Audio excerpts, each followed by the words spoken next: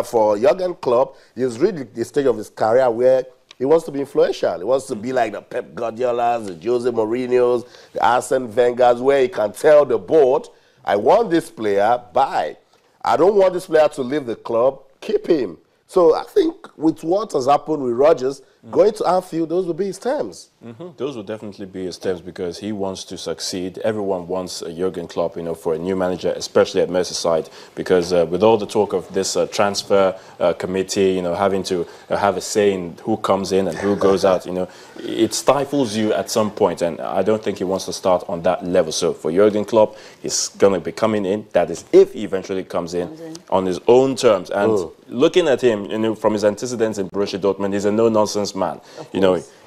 I say this, you stick with it. You don't like it, I move. Exactly. Okay, so another question is, check when he was at Borussia Dortmund. There's just always this kind of, do I say a rule, or so to speak, or maybe a kind of an agreement that was signed between Borussia Dortmund and Bayern Munich, a situation whereby their best players, whenever Bayern Munich ask for such player, they get to sell them. And take a look at Liverpool. Same thing happened.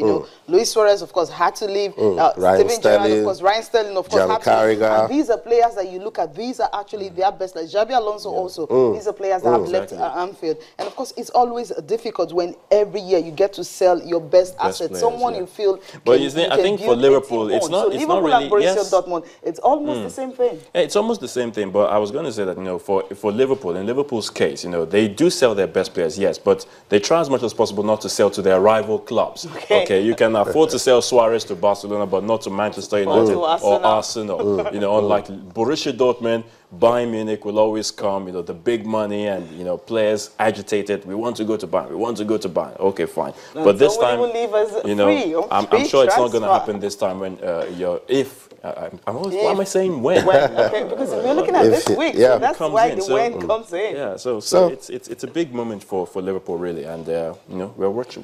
We'll keep monitoring that situation. Cecilia, good to know on the show this morning that we'll be giving attention to women's football. Women's football in Nigeria needs beyond attention. Yeah, it is one that we need to start thinking of ways we can rebuild it and become dominant again. Yes, I think that's a very big problem here. Now, I talked about the under-17 is starting October next year, right? It's starting October, September 30th next year. Yeah. Now, Jordan, who is actually hosting, they've started a countdown for a 365 days countdown. They started it October 1st. Okay. Now, Nigeria, we don't have a team. They don't have a coach. Now, and they're going to start playing qualifiers in January. So you're going to look at that and you're asking yourself, when are you going to assemble a team? If it was the under-17 men, I'm not trying to compare here. Yeah. But I know how long. Feel free if you want to. Actually know how long, Iman Emunike and the likes spent in Abuja, gathering players together, MRI scan for days. Playing different teams. They were doing it, playing different teams and all that before they were able to come up with players. Now, we want to start playing qualifiers in Janury. We don't even know the girls that are going to play. They don't have a coach. They don't have anything. And no one is talking about it. And maybe in January, you can just go to clubs, pick them together. Okay, all right, Fire Brigade approach. They go there. Maybe they get to the semi-finals, or they don't get to win, of course.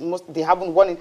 They get to the semi-finals, you clap for them and all that. Then after that, that's the end. Then on the 20th, is starting. Okay, 2-3 months, put up a team together, get a coach, and do it for the Super Falcons. Okay, put them in camp for 3 months in Abuja, no international friendlies, and you go for a championship. So it's hard time these things stop. I know. And you know what is even annoying in all of this? Let the team not do well and you hear everyone start talking about the team. The coach gets fired. Cecilia, it's over 2 weeks now that the NFF communique came out and they said they told the technical committee to appoint a coach for the Super Falcons. Am I wrong? We're waiting. Nothing has been done as regards that. We don't know the kind of 2 weeks so maybe the 2 weeks was... Okay. It's not cool when we can't achieve a little balance. It cannot be with that of the men. Yes, we agree the men's football is more competitive, but women's football has done so much. Find a balance. It has done I'm not saying so it should much. be like 100% and 90%. At least when the men's football, you're giving the 100% attention to them. At least give 50% of it. But you're not even giving up to 20% of it to women's football. Now, check the league in Nigeria. Can we take a look at the league in Nigeria? Now, you have 23 walkovers last season, abridged version, 14 fixtures.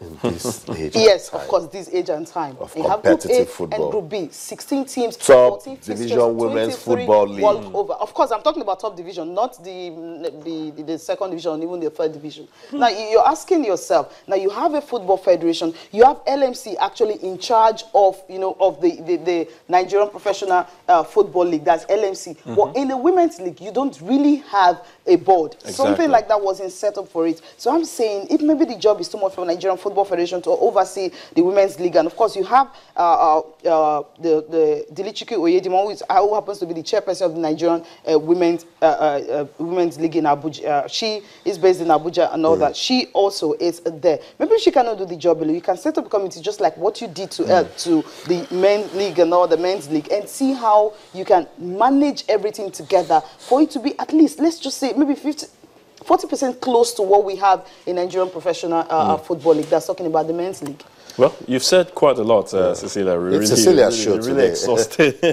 And I understand your passion definitely for women's football. We all have the same passion, but I wouldn't want us to flog it all at once. We'll definitely be taking a look at it more in detail in the course of the show. But a little bit of digression, from all what we've been talking about, talking about women's football and, of course, the Super Eagles. In other events, talking about the Rugby World Cup is still very much on right there in the UK. And for South Africa, well, they're hoping to get something out of the United States when they meet in that one. That's their final Pool B match, which comes up tomorrow. That's on Wednesday. And for the coach, Hen Meyer, he's optimistic that they can really do something big because they are the powerhouse when it comes to rugby. Yeah, and they can actually rewrite that disappointing story that they had at the start with Japan by going on to consolidate and see if they can make it to the semis. But I like what's going on with England and their rugby at the moment because, after failing to make it from the pool stages,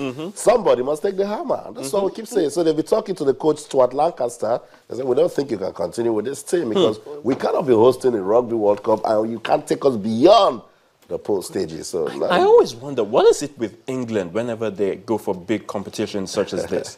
Football, rugby, Are you asking me? cricket. Well, cricket.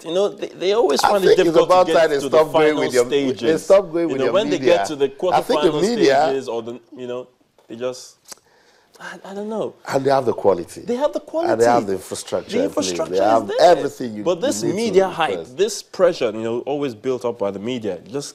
I don't know. Okay, Is it really pressure, or they're not just good enough? No, we can't say they're not good enough. I think they are a good sporting nation. Let's leave England and their problems and come back and tackle the one we're having in Nigeria.